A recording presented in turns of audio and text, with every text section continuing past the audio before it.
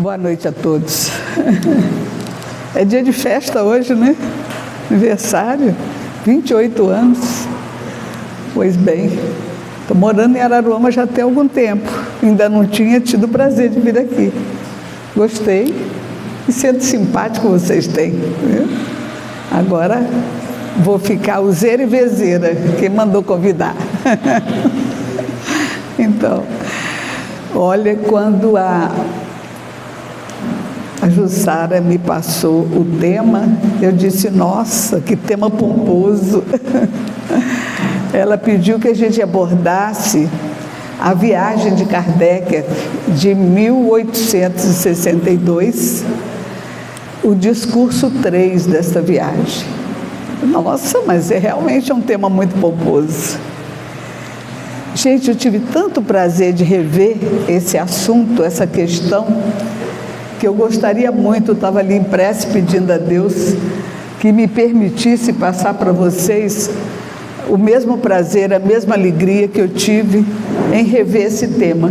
Já tinha visto antes, mas agora mais minuciosamente para poder trazer para vocês a ideia, não é, genial de Kardec, porque era um homem genial. Quando proferiu esse discurso, ele foi convidado pelos espíritas de Lyon a proferir, a visitar, não é, a cidade de Lyon e de Bordeaux, que já tinha alguns centros espíritas ali, e 500 espíritas fizeram abaixo-assinado para convidar Kardec. Então, vamos ver o tema, porque é um tema um pouco vasto e nós temos que 40 minutos? É, Narcisa? 40 minutos, um pouquinho mais, um pouquinho menos? Hã? 20? Até 8h30, então certo. Então, vamos ver aqui, sem maior delonga. Eu não ia fazer PowerPoint, porque eu tenho certeza que o PowerPoint acaba amarrando a gente, né? Amarrando a conversa. Eu gosto de conversar assim no meio de vocês, que não é uma palestra, né? Convenhamos. Um tema aqui não é uma palestra. Esse tema aqui requer uma reflexão, uma conversa, um bate-papo, um entendimento, né? Uma troca, onde a gente vai expor algumas coisas aqui e vocês vão interagir comigo, né? Então não é uma palestra, então nem ia fazer PowerPoint, mas depois iria fugir alguns detalhes que eu acho interessante da gente pontuar aqui. Quando eu saio do microfone, vocês me ouvem ou não? Sim. Ouve também? E quando chega aqui, fica melhor ou pior? Melhor? Tá. Então vamos lá. Ó, a gente começa falando do início dos centros espíritas no mundo. Não é desconhecido de todos aqui, são todos espíritas, não é? Que Kardec escreveu o Livro dos Espíritos em 1857, né? Em 1858, nasceu o primeiro centro espírita. 1858. Sentiram a necessidade de ter um centro, não é? Como nós aqui, de pessoas que estavam simpatizantes das ideias espíritas e que gostariam de trocar ideia com outros, também simpatizantes das ideias. Então, com isso, pensou-se em fazer uma organização onde pudesse congregar os estudiosos dessa nova forma de ver a vida. Gente, quando a gente fala hoje em mediunidade, em espiritismo, em processo obsessivo, influência espiritual, a necessidade da caridade segundo Jesus, segundo os apóstolos e segundo o Livro dos Espíritos, para nós soa como uma coisa já tranquila, não é não? Não soa? Você fala centro espírita, parece que ele viveu a vida inteira, parece que existiu a vida inteira centro espírita. Você fala de mediunidade, mediunidade, né? uma coisa já familiar para nós. Mas imagina o mundo da época, que não tinha nada disso no seu plano de ideias, que vivia uma vida, apesar dos antigos já terem trazido uma porção de informações a respeito do mundo espiritual e da mediunidade, né? Apesar disso, as pessoas não cogitavam dessas coisas. Quando cogitava dessas coisas, era essas coisas. Estava no terreno da mística, estava no terreno do sobrenatural, né? Estava no terreno até do demônio. É interessante que o demônio, que eles entendiam na época, não eram a alma dos homens já desencarnados, não. Pessoa ruim, pessoa de má índole, não. Julgava-se que o demônio era uma entidade criada por Deus para ser demônio. E o que os anjos eram entidades criadas por Deus para serem anjos. E no meio dos anjos e dos demônios existiam os seres viventes, que não tinha nada a ver com aqueles outros. Olha que coisa meio esquisita, um pensamento meio mágico, né? Hoje, quando a gente fala em anjo, quando a gente fala de entidades demoníacas, quando a gente fala em espíritos, né, inferiores, superiores, de médio porte, a gente entende que esses são as almas que viveram na Terra e que, desencarnando, mantiveram o seu padrão evolutivo. Padrão esse que não é permanente, que é mutável, porque as pessoas evoluem, porque tem a lei de evolução. Isso para nós hoje, até para uma criança, bate como uma lógica irrefutável, não é? Mas naquela época não era assim. E que época que nós estamos falando, gente? Que época que nós estamos falando? Ontem, né? 1857, outro dia, né? Eu fiquei sabendo que meu avô nasceu em 1880 e pouco, 89. Quer dizer, eu convivi com uma pessoa do século XIX. Foi outro dia, né? Outro dia. Então, você imagina o que foi de novidade para o mundo e principalmente para os europeus, os pesquisadores da Europa, uma novidade dessas. Os espíritos existem, eles são almas dos homens que viveram na Terra, não são entidades criadas à parte, não. E eles se comunicam conosco. Uma novidade, uma bomba caída assim, no movimento científico da época, né? Então, essa aceitação das ideias espíritas não era para todo mundo, né? Não, Narcisa? Era para pessoas especiais, as pessoas que pensavam. Aqueles que viam nos fatos espíritas, nos que é chamado de fatos psíquicos, fenômenos psíquicos, aqueles que viam nos fenômenos psíquicos algo mais do que só mesmo os fenômenos. E nesses fenômenos estão aquilo que a gente já estudou aqui, né? Todo mundo aqui já estudou isso, né? As mesas girantes, não é? Os móveis que se levantavam, se moviam, e que se colocado um lapisinho na ponta, era capaz até de fazer um sinalzinho de sim, de não, ou de tocar com a ponta da mesa. Eles tinham as mesas, alguma coisa escrita, sim, não, talvez, algumas coisas assim para responder perguntas, mesas que respondiam perguntas. Viam nesses fatos coisas que, não é, outras pessoas não viam. Não, isso tem inteligência por detrás disso. E aí, sabendo que isso eram os espíritos que vinham, que cansados de serem desconhecidos até pelas pessoas de alto padrão intelectual, vieram como se fosse uma chusma, uma invasão organizada no nosso mundo, para mostrar que eles existiam. E Kardec abriu a porta desses espíritos, abriu a porta desses fenômenos para estudar tudo isso. Quem são eles? Por que estão aqui? Já faleceram? Então existe uma dimensão espiritual convivendo com a dimensão material nossa. E depois, para onde eles vão? E o que acontece com eles? Eles reencarnam? Isso tudo criou, depois desse achado, né? Criou-se uma doutrina para dizer o que é que tem nesse mundo que ele acabou de descortinar.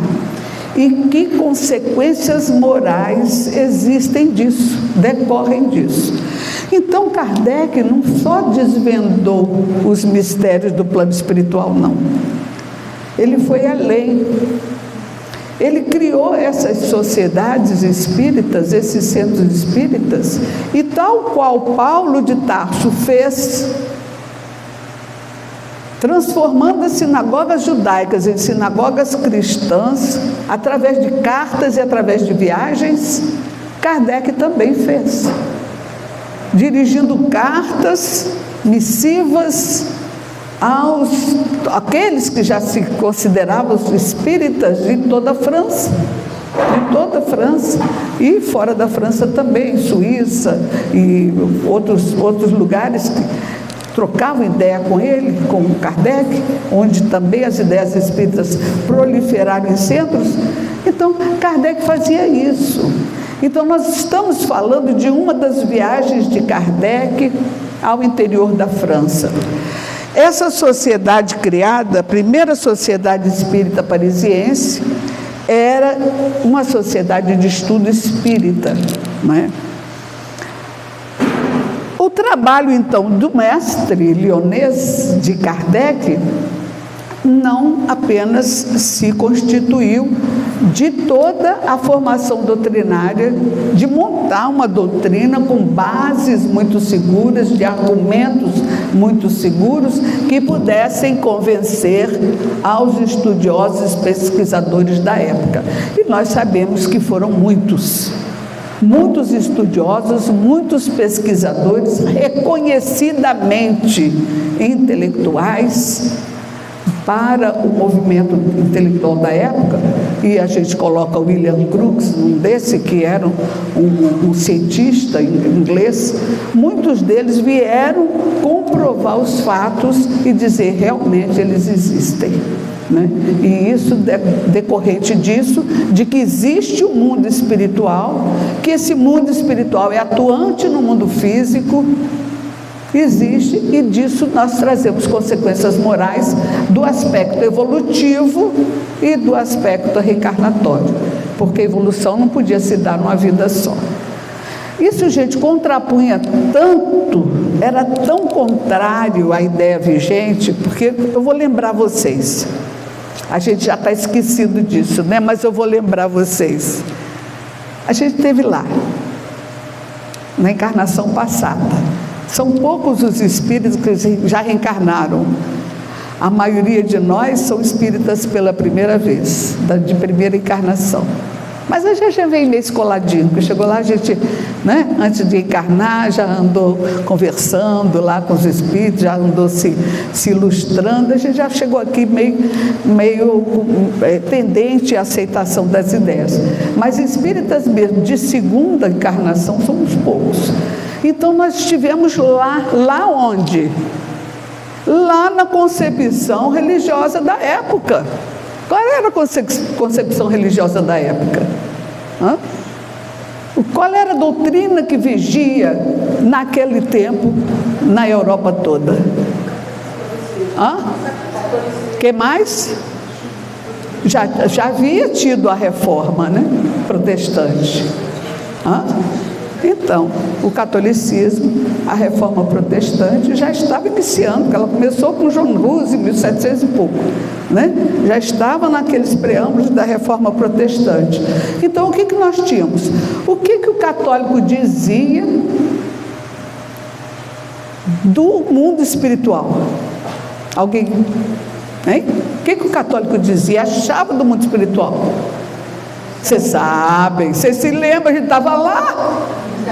Muitos de nós concordou com essas ideias. Céu e inferno. A criatura falece, e porque não foi à missa, ou porque cometeu qualquer pecado considerado mortal, passava o resto da eternidade nas profundezas dos infernos, com penas eternas. Aonde a justiça divina?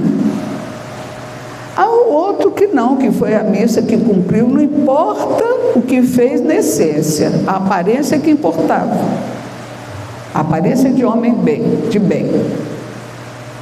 Ia para o céu. Que céu é esse, gente? Que eu ia preferir o inferno. Que céu é esse? O céu de beatitudes, de ficar lá tomando teobromeia dos deuses, né? Trocando harpa, e sem fazer o quê? Não trabalhava, não estudava, fazia nada, porque a teoria evolucionista não era a teoria deles. Eu achava que Deus criava as almas na hora da fecundação. Fecundou, uma alminha chegava e era criada naquela hora. Quando tinha a explosão atômica do encontro dos dois gametas, ali criou-se uma alma. Então, uma coisa meio fantasiosa, não é? Quando Kardec vem dizendo que não, que o céu e o inferno está na nossa consciência, que a gente leva para onde for, não é um espaço geográfico e muito menos criado por Deus. Se há um espaço geográfico, foi criado pelo homem. Cada homem chega no seu ambiente e cria o seu espaço. E aquelas almas, às vezes, reunidas pelo processo de culpa, acaba criando ali um ambiente próprio deles, um habitat natural, mas não foi criado por Deus. E o céu? Que céu é esse que a gente está muito longe de conhecer, que um dia a gente vai ter? É o céu de felicidade, né, Narciso? É o céu de felicidade, né, Marcelino? É o céu que a gente conquista quando a gente sabe que fez o que pôde. Talvez não que estivesse programado, mas foi o que deu até agora. Fez o que pôde para ser uma pessoa de bem, para ser uma pessoa justa, para educar seus filhos, para não depender de ninguém, para ter o seu trabalho e para cuidar das relações, que é o que mais importa para nós. Bom, era esse o cenário da época. Então, Kardec vem com as ideias muito novas. O que aconteceu? Ele tinha, não só que, a partir da doutrina formar essa doutrina, manter a pureza daquele edifício doutrinário, com bases sólidas, em fundamentos sólidos, como também ensinar o que é que se deve entender daquilo que ele escreveu, porque senão danou-se. As outras crenças, as outras doutrinas deram com os burros na água, porque não tinha um edifício doutrinário. O que é o edifício doutrinário? É o padrão de ideias que a gente deve seguir. Então, ele teve que fazer essas visitas, e o trabalho dele foi incansável em fazer isso, para que as pessoas entendessem a doutrina como ela devia ser entendida. Porque a teoria do demônio, à época de Kardec, ainda é uma teoria muito alastrada, né? Então, eu voltei. Ih! É aqui? Mais um. Obrigada. Então, as viagens de Kardec. Kardec fez 5 viagens entre os anos 1860 e 1867. Ele fez 5 viagens. Hoje em dia, a gente vai a Lyon. Me desculpem, né, parecer pernóstica, mas eu estive em Lyon. Eu estava em Paris, peguei um trenzinho e fui para Lyon. Levei 1 hora. Kardec levou 1 semana para ir de Paris a Lyon. Né? Por quê? Como é que Kardec viajava? Alguém pode saber aí? Como é que Kardec viajava, gente? Jesus viajava a pé ou de burrico. Paulo de Tarso também. Né? E eram viagens imensas, sob o sol inclemente da Palestina da época. Pois Kardec não fez muito melhor do que isso, não. Porque na época, olha só, olha só, hoje você faz táxi, né? E o táxi para. Naquele tempo era cocheiro. E o cocheiro parava. Ele fez essas viagens de cabriolé, gente, ou então chamado carruagens da época, movida à atração animal. Eu fiz uma pesquisa e eu vi que estava começando na Inglaterra, já tinha uma construção de um trem a vapor.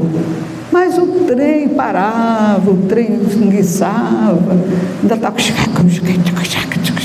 E aí pronto, tinha aquelas encrencas todas, porque não sabia muito bem combustível, e tinha que construir trilhos. Então, a França da época ainda não tinha trilhos nem trem a vapor. Né?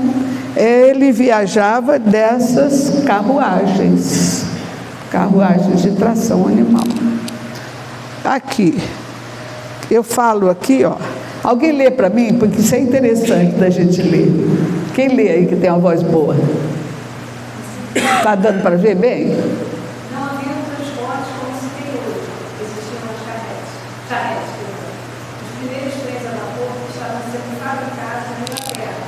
Cerca de existiam linhas de ferro em outras partes da Europa. Os primeiros ônibus a gasolina só apareceram em 1906, substituindo aqueles de tração animal, disputando espaço com as carruagens e com os primeiros automóveis que começaram a rodar pelas ruas de Paris.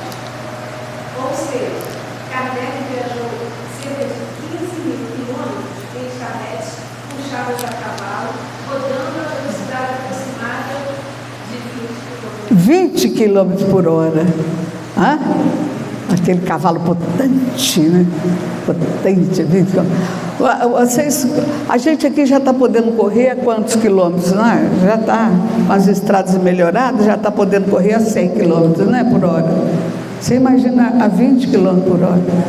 20 km por hora. Hoje os trens correm aqui na Europa a 460 km por hora. Né? E eu não estou falando dos trem bala, não. Estou falando do trem comum. Mas é a partida que a gente dá no carro. Hã? 20 km por hora é a partida que a gente dá no carro. A partida que ele dá no carro. Pois é. Então, uma bicicleta motorizada acho que vai mais rápido, né? Então, as finalidades. Qual era a finalidade? A gente nem precisa ler, porque a gente já falou aqui. Era essa aqui, mas alguém quer ler? Alguém mais quer ler para nós? Finalidade. Alguém lê? Não precisa ser 10 de uma vez, não. Pode ser só... Hã? Lê aí, Robson. Finalidade da viagem de Kardec. Estávamos desejosos, sobretudo, de apertar a mão de nossos irmãos espíritas e de lhes exprimir pessoalmente a nossa muito sincera e viva simpatia, retribuindo as tocantes provas de amizade que nos dão em suas cartas. De dar, em particular, um testemunho especial de gratidão e de admiração a esses pioneiros da obra que, por sua iniciativa, seus